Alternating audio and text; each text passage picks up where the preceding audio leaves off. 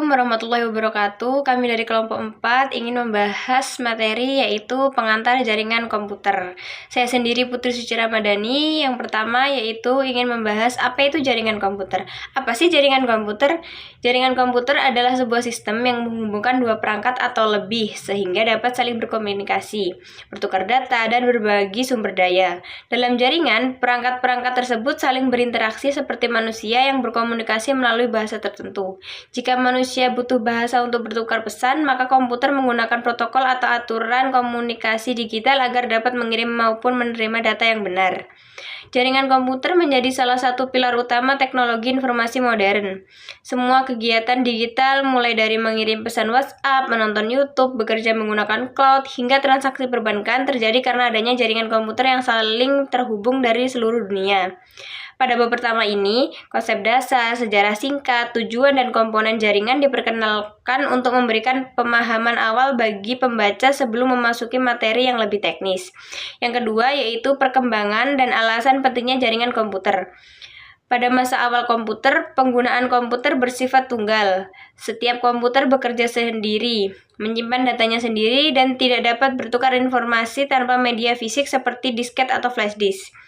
Namun, seiring berkembangan teknologi dan kebutuhan manusia yang semakin kompleks, muncul tuntutan agar komputer dapat saling terhubung dan bekerja sama. Beberapa alasan pentingnya jaringan komputer terus berkembang adalah kebutuhan pertukaran data secara cepat dan efisien, meningkatkan jumlah komputer dan perangkat digital sehingga perlu dihubungkan agar saling mendukung, tuntutan organisasi dan perusahaan untuk bekerja secara kolaboratif, adanya kebutuhan akses data dari jarak jauh, seperti kerja online, rapat virtual, dan penyimpanan cloud. Perkembangan internet yang memicu revolusi digital global. Tanpa jaringan komputer, pekerjaan modern akan menjadi jauh lebih lambat. Pengiriman email, perkuliahan online, sistem akademik kampus, mobile banking, hingga belanja online tidak mungkin berjalan tanpa adanya sistem jaringan komputer sebagai pondasinya. Itu saja yang kami sampaikan. Dilanjutkan oleh teman saya yaitu Ridho. Baik, saya akan melanjutkan materi jaringan komputer dari rekan saya yaitu Putri Suci Ramadhani.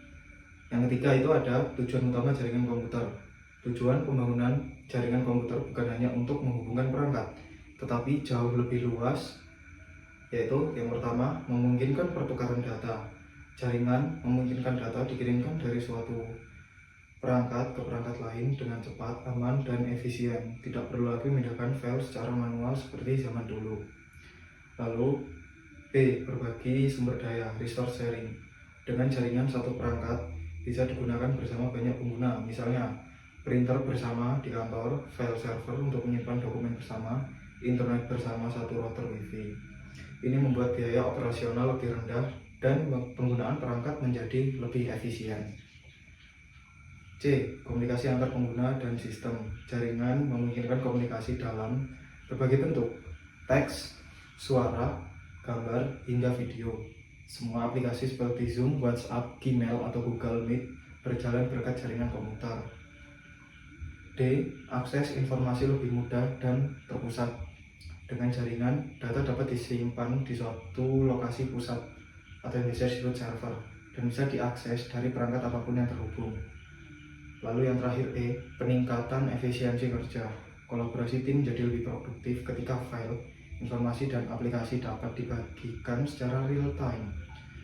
Lalu untuk materi berikutnya, yang keempat, elemen-elemen dasar jaringan komputer.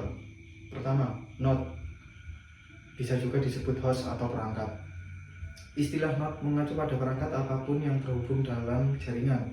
Perangkat tersebut dapat berupa komputer, laptop, atau tablet, smartphone, printer jaringan, router, switch, server, perangkat IoT. Contohnya seperti CCTV, smart lamp, dan sebagainya.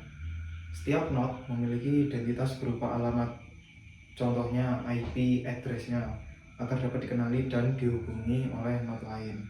Kedua, media transmisi, penghubung. Agar dapat saling terhubung, perangkat memerlukan jalur untuk mengirim data. Media ini dapat berupa yang pertama yaitu media kabel, wire, kabel UTP, unfilled twist pair. Kedua, kabel koaksial, kabel fiber optik berkecepatan sangat tinggi. Lalu yang B, media nirkabel wireless, Wi-Fi, Bluetooth, gelombang radio, teknologi seluler, 4G atau 5G. Tanpa media ini, data tidak mungkin dapat dikirimkan dari satu komputer ke komputer lainnya. Lalu ketiga, perangkat jaringan network device. Beberapa perangkat penting dalam jaringan yaitu switch, menghubungkan banyak komputer dalam sebuah LAN, router, menghubungkan jaringan lokal ke jaringan lain atau ke internet, access point, menyediakan jaringan wireless Wi-Fi, modem, mengubah sinyal provider menjadi sinyal digital untuk internet. Setiap perangkat tersebut memiliki fungsi spesifik untuk memastikan data yang dikirim dapat sampai ke tujuan yang tepat.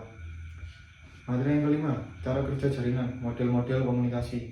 Yang pertama itu ada peer-to-peer. Model ini menggambarkan jaringan di mana semua komputer memiliki kedudukan yang sama. Tidak ada server pusat.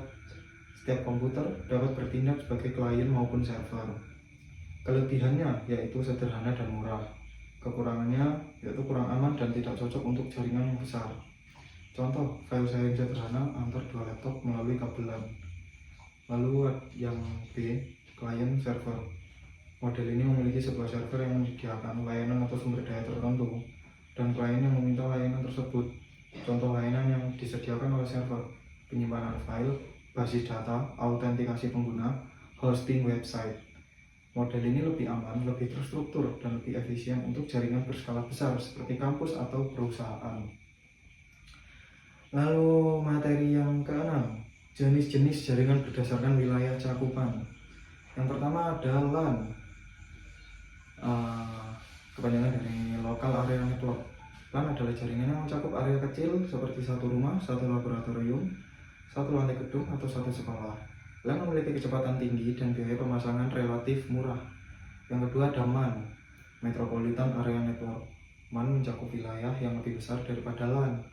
Biasanya satu kota atau beberapa gedung besar yang saling terhubung. Contoh, jaringan antar gedung fakultas dalam satu kampus universitas. Ketiga ada WAN, Wide Area Network. WAN mencakup wilayah geografis yang luas seperti antar kota, antar negara, atau bahkan seluruh dunia.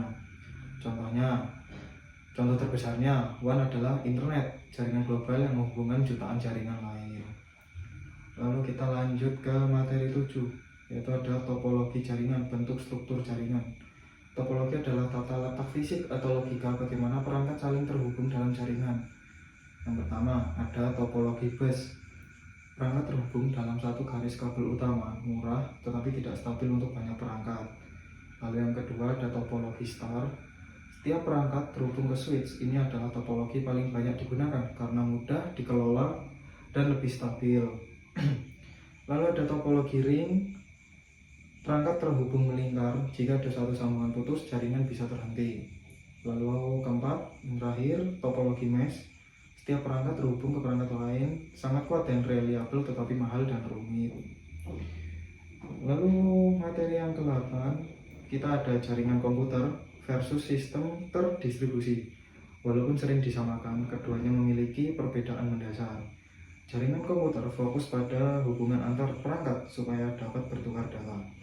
Perangkat tetap bekerja secara independen. Sistem terdistribusi adalah sistem perangkat lunak yang berjalan di banyak komputer, namun terlihat seperti satu sistem tunggal bagi pengguna. Contoh sistem terdistribusi: Google Drive, Spotify, sistem ATM, cloud computing. Lalu untuk materi yang ke-9 ada keuntungan jaringan komputer. Yang pertama, kolaborasi lebih mudah. Kedua, akses informasi lebih cepat. Ketiga, penggunaan sumber daya lebih efisien. Keempat, akses jarak jauh. Lalu pengelolaan sistem lebih mudah. Materi yang ke-10 kita lanjut. Ada tantangan dan resiko dalam jaringan komputer. Meskipun sangat bermanfaat, jaringan komputer juga memiliki kendala. Yang pertama yaitu keamanan. Jaringan rentan terhadap serangan seperti virus, malware, pencurian data, hacker, serangan DDoS. Karena itu diperlukan firewall, enkripsi, dan manajemen keamanan yang baik. Kedua, ketergantungan tinggi. Jika jaringan masalah, seluruh aktivitas dapat terganggu. Ketiga, biaya instalasi awal, perlu membeli router, switch, kabel server, dan perangkat lain. Keempat, masalah privacy. data pengguna harus dilindungi agar tidak disalahgunakan. Nah, jadi itu adalah materi-materi untuk jaringan komputer. Untuk kesimpulan dari materi ini adalah materi ini memberikan gambaran menyeluruh mengenai dasar-dasar jaringan komputer yang menjadi fondasi utama bagi perkembangan teknologi informasi modern. Jaringan komputer hadir sebagai solusi untuk menghubungkan perangkat-perangkat digital agar dapat berkomunikasi, berbagi data, dan bekerja secara bersama-sama. Dengan adanya jaringan, proses pertukaran informasi menjadi lebih cepat, pekerjaan dapat dilakukan secara kolaboratif, dan berbagai sistem dapat diakses dari jarak jauh. Materi ini juga menekankan bahwa jaringan tidak hanya memberikan manfaat teknis, tetapi juga berdampak besar bagi kehidupan sosial, ekonomi, pendidikan, dan bisnis. Meskipun demikian, jaringan komputer tetap memiliki tantangan seperti keamanan, privasi, dan biaya infrastruktur yang harus diperhatikan. Secara keseluruhan, bab ini memberikan landasan penting untuk memahami materi-materi jaringan pada bab selanjutnya yang lebih teknis dan mendalam.